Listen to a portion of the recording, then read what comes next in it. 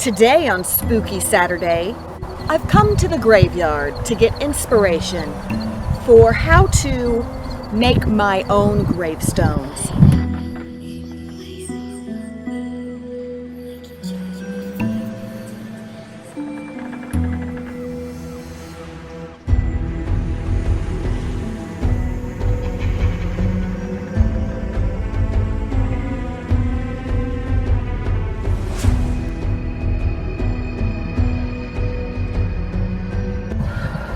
All these beautiful gravestones have really got my imagination flowing. So let's see how I did that.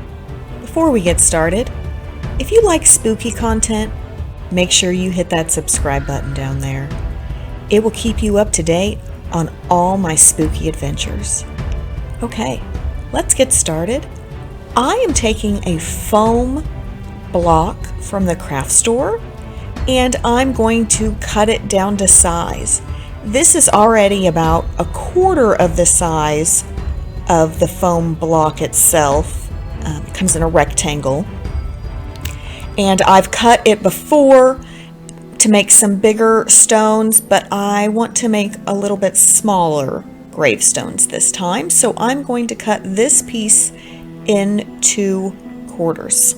I'm just going to use this knife here, and I have a brand new blade in this knife, and so that makes for a very easy cut through this foam. After I get it cut on all sides, I can just snap it apart for the middle that the blade can't quite reach through. It's just a very small sliver.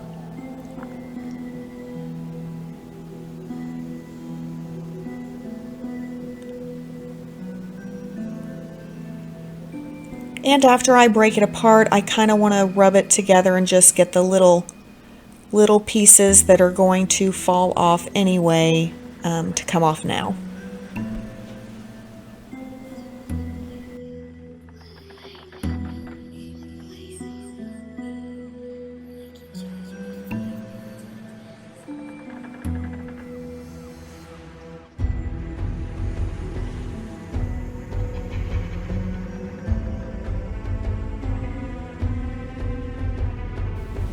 The next step will be to cover the foam pieces in wide masking tape. You could use a thin masking tape if you wanted to. I just had this wide and it made it for a quicker coverage. You want to get all of the foam covered before the next.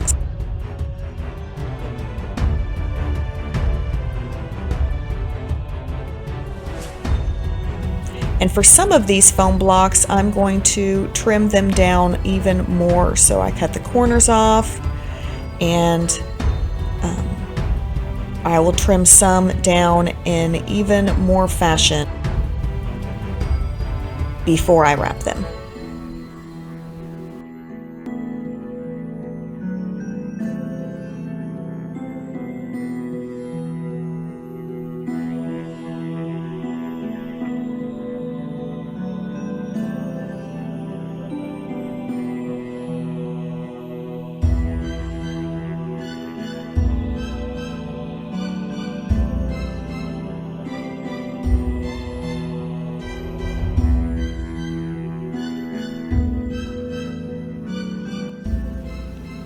Now this piece, I am trimming down just part of the front. So I'm making sure not to cut all the way through, and then I'm just going to kind of peel off that portion and then get towards the middle to cut out that little part on the middle as well. I want it to look indented, almost as if they were 2 pieces of stone.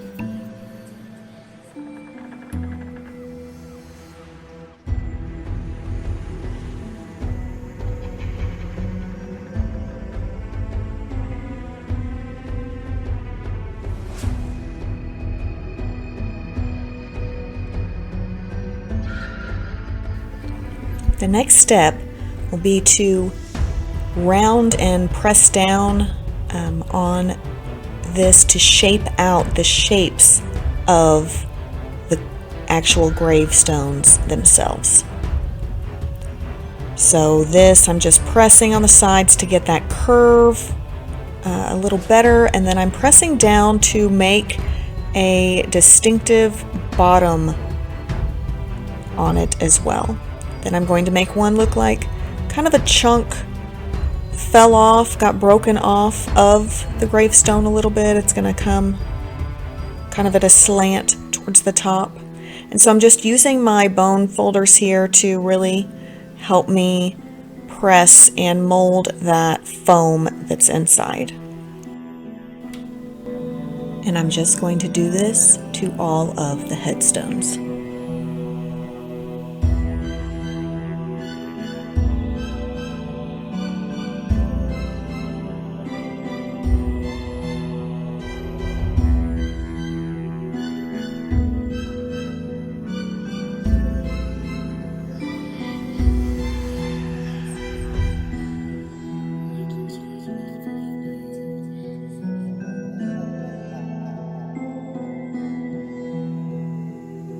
And now I'm going to cover them with Mod Podge and this paper that it's just a brown paper. It's not very thick, it's not super thin, it's just kind of a normal copy paper weight of brown paper.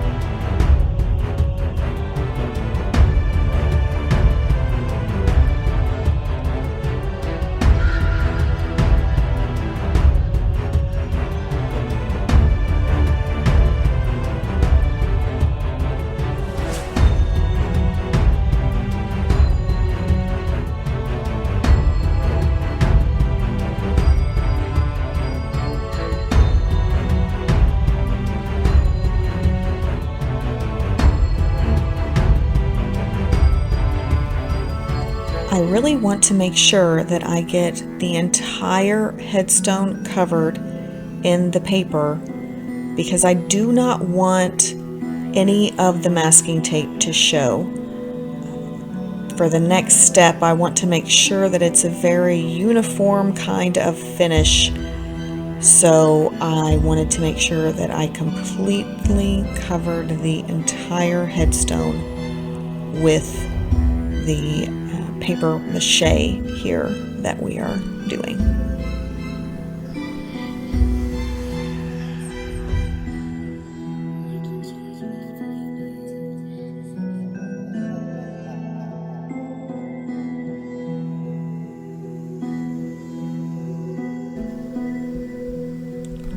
Now it's time to paint. I started with a pewter gray. I watered it down just slightly and painted the entire headstone. Now this was a little too light for me, so I also wanted to incorporate a darker gray. I took some black, watered it down heavily, and added a touch of gray to it to still mute the blackness. Ultimately, I'll decide that that was not dark enough and touch it back up. This one I thought, maybe if it could look a little more like granite. So I put some lines, darker lines in the background. That didn't really work out like I thought it was going to work. So ultimately I'm just going to cover it back up mostly after it dries a little. You want to be careful when painting a watered down paint onto something you have done paper mache on. It will still water down the paper. so I could tell it was absorbing this paint in a way that made the paper a little more wrinkly. Just, thoughts to you if you're going to do this project as well. But it still turned out okay. I'm still happy with it for what it is. These are definitely not outside gravestones. These will be indoor decorations.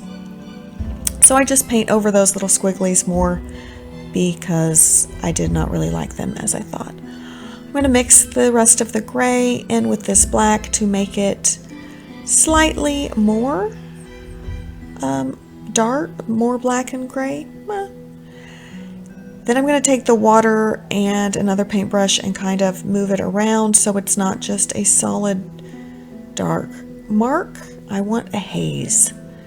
I want aging effect a little bit. So I really like how this part has turned out. I just had to kind of play with it till I got something I liked.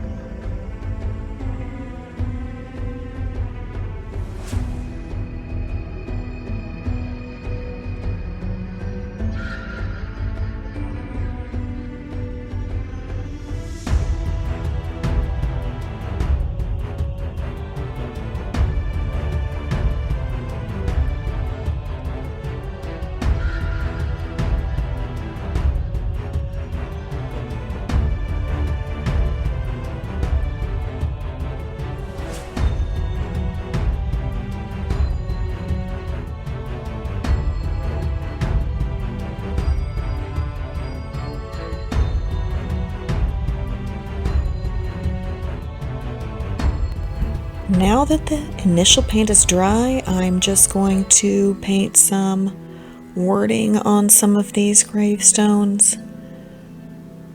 And so I'm going to do a little rest in peace here, a little RIP action.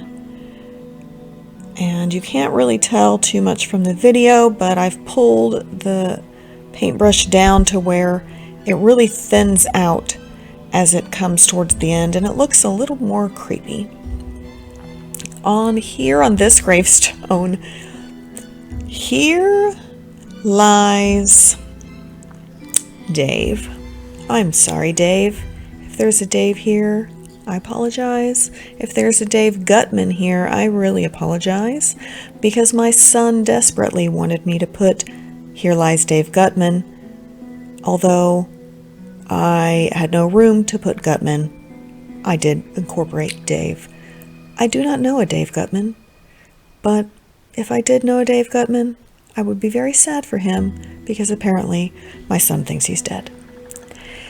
Here I'm going to write "Death for Life," because death, spooky, creepy, we love it. And so that's what this is. And for the next gravestone, I'm going to incorporate a date. So I'm just going to put the year 1111 to 1141. And I'm going to put DOA on here. I don't know why, I just liked it.